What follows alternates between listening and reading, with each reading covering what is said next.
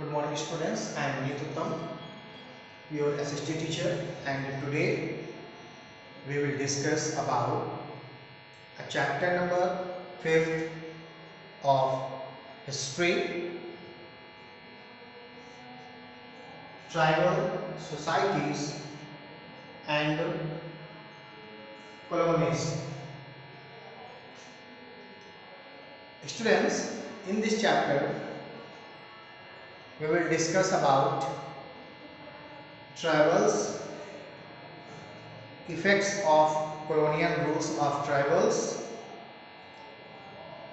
role of Birsa Munda. Students, आज हम लोग एसएसटी के हिस्ट्री में चैप्टर नंबर 5 डिस्कस करने जा रहे हैं। चलिए स्टार्ट करते हैं।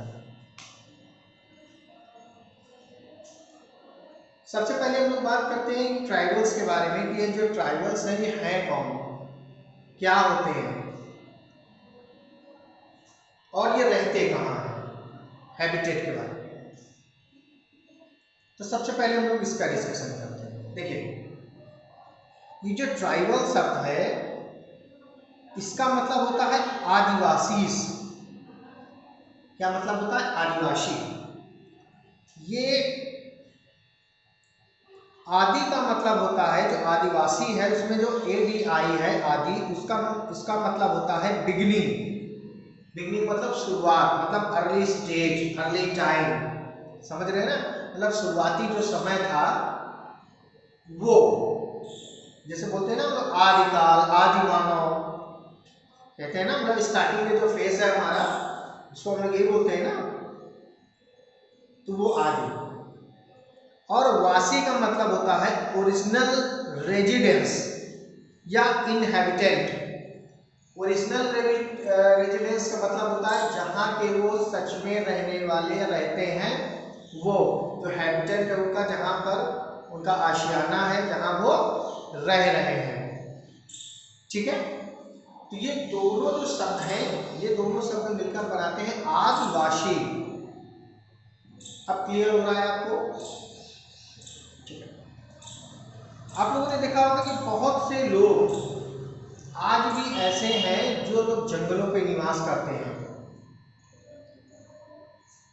मोस्टली जो आदिवासीज हैं, जिनको हम लोग ट्राइबल्स कहते हैं, वो आज भी फॉरेस्ट में रहते हैं, जंगलों में रहते हैं।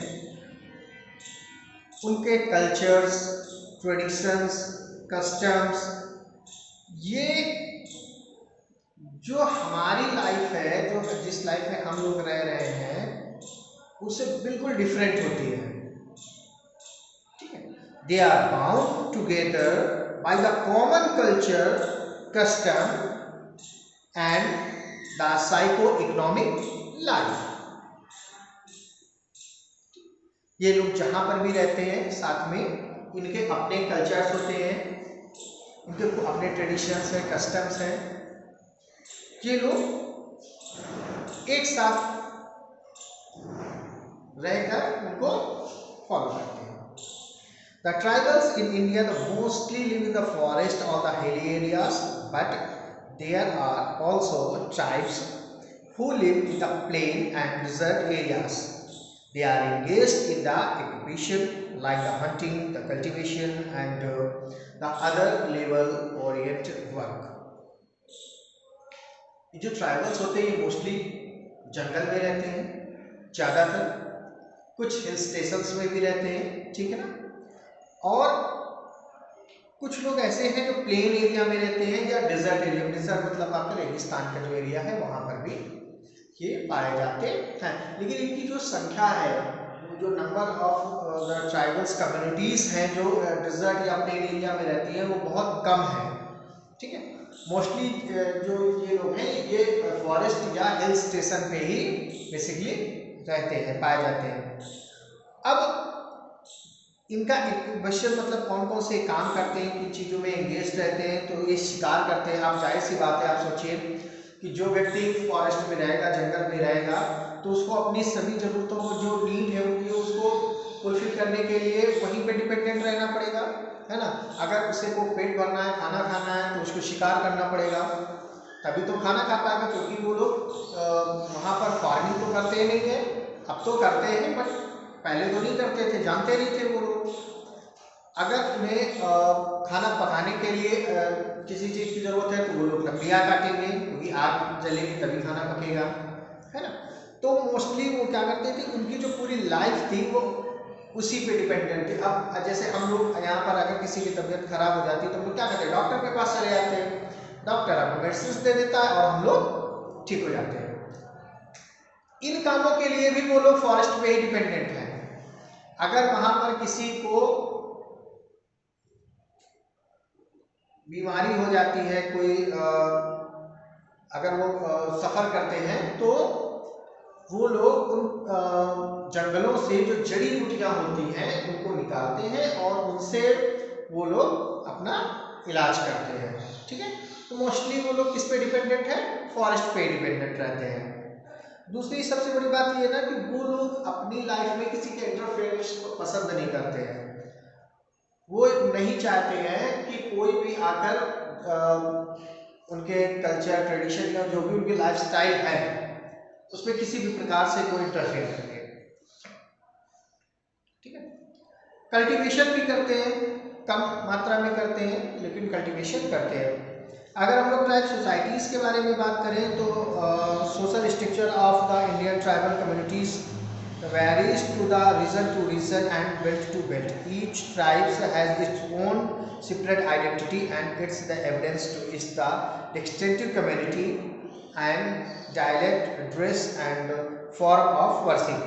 देखिए, जो अगर सोशल स्ट्रक्चर के बारे में, अगर इंडियन ट्राइबल कम्युनिटी के बारे में बात करें तो ये जगह के जगह पे, मतलब एक रीजन से दूसरे रीजन में या किसी एक बेल्ट से बेल्ट, मतलब बेल्ट का मतलब आप ये समझ लीजिए कि किसी एक एरिया की बात हो रही है, ठीक है ना। जैसे हम लोग कह देते हैं गंगा बेल्ट, यमुना बेल्ट, मतलब किसी एक पर्टिकुलर किसी एक रीजन की बात की जा रही है, किसी एक क्षेत्र की बात की जा रही है, किसी एक एरिया की बात की जा रही है।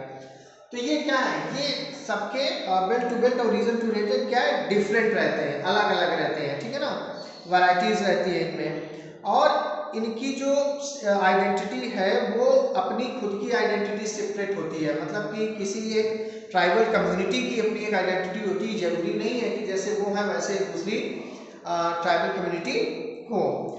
अब इनके जो ट्रेडिशंस हैं, जैसे कि इनके फॉर्म ऑफ वर्शिप, कैसे ये पूजा करते हैं, इनका ड्रेसिंग सेंस, है ना, तो ये क्या है, सबका अलग अलग हो सकता है। Most of the tribal societies in the Odisha and the Chota Nagpur region such as the Kharo and the Ho tribes follow, ठीक है ना। अब जो ओडिशा है और जो छोटा नागपुर का जो एरिया रीजन पड़ता है वहाँ पे खारो और हो आदिवासी, मतलब हो ट्राइब्स वर्ल्स के जो लोग हैं वो मोस्टली वहाँ पर पाए जाते हैं, ठीक है। अब इनमें लीडर के बारे में मैं बात कर देता हूँ। तो देखिए, होता क्या है कि जो फादर होता है, जो घर का पुरुष मुखिया होता है, वो लीडर माना जाता है उस ट्राइब्स का। जब वो नहीं रहता है, उसके जाने के बाद जो उसका बड़ा बेटा होगा, बड़ा मतलब जो उसका एल्डर सन होगा, वो फिर वहाँ का मुखिया, चीफ जो है वो बनता है, ठीक। ज़्यादातर ये होता है, लेकिन कुछ जो ट्राइबल सोसाइटीज़ हैं जैसे कि आपका खासी हो गया, गारो है या जनतिमिया है, तो ये जो कम्युनिटी, ट्राइबल्स कम्युनिटीज होती है, इनमें जो लेडीज होती है, घर की जो बड़ी होती है, वो मुखिया होती है, ठीक है।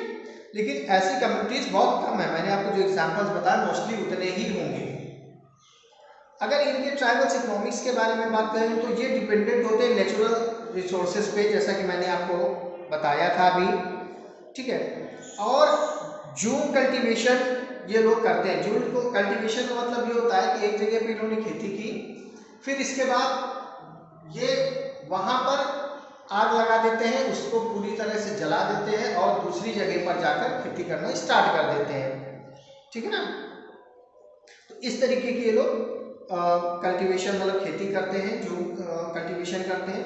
इसके साथ साथ ये और भी चीज़ों में इन्वॉल्व रहते हैं, जैसे कि आपका एग्रीकल्चर के अलावा अगर आप देखें तो हैंडीक्राफ्ट में भी ये लोग बहुत निपुण होते हैं, ठीक है ना। और मोस्टली आपको इस बांस से बनी हुई जो भी चीज़ें होंगी ये मोस्टली आपको आदिवासी या जो दलिया जो बांस की बनी हुई आती है, ये भी देखिए आपको वही बेचते हुए मोस्टली मिलेंगे, या वहीं से जो बनाने वाले हैं ज़्यादातर वही लोग होते हैं, ठीक है। अब बात करते हैं कि effect of the colonial rules in the tribals, कि मतलब कि क्या असर पड़ा कॉलोनियल रूल का ट्राइबल्स में। देखिए हुआ ये कि जब अंग्रेज आए तो अंग्रेजों ने धीरे धीरे इंडस्ट्रियलाइजेशन और इंडस्ट्री को जो इंडस्ट्रियलाइजेशन है वो धीरे धीरे स्टार्ट किया। अब जब उन्होंने इंडस्ट्रियलाइजेशन को स्टार्ट किया, डेवलपमेंट्स को स्टार्ट किए, तो उन्होंने धीरे धीरे जंगलों को भी काटना शुरू किया। क्योंकि देखिए हुआ क्या कि ईस्ट इंडिया कंपनी जब भारत आई तो उसका जो मेन काम था वो क्या था, व्यापार करना, ठीक है ना, ट्रेडिंग, है ना, व्यापार के लिए तो भारत आई थी। तो व्यापार करने के लिए, ट्रेड्स करने के लिए उसने अपने जो ट्रांसपोर्ट है उस पर बहुत ध्यान दिया, उसको बहुत तेजी से बढ़ाने के बारे में सोचा, क्योंकि अगर ट्रांसपोर्टेशन अच्छा नहीं होगा तो ट्रेडिंग करने में प्रॉब्लम होगी।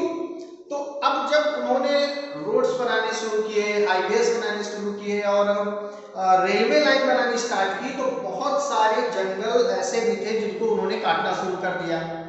अब जब जंगल्स को काटना शुरू कर दिया तो ये जो ट्राइबल्स रहते थे इनकी लाइफ क्या होने लगी, इफेक्ट होने लगी, क्योंकि वो तो मोस्टली फॉरेस्ट पे ही रहते थे।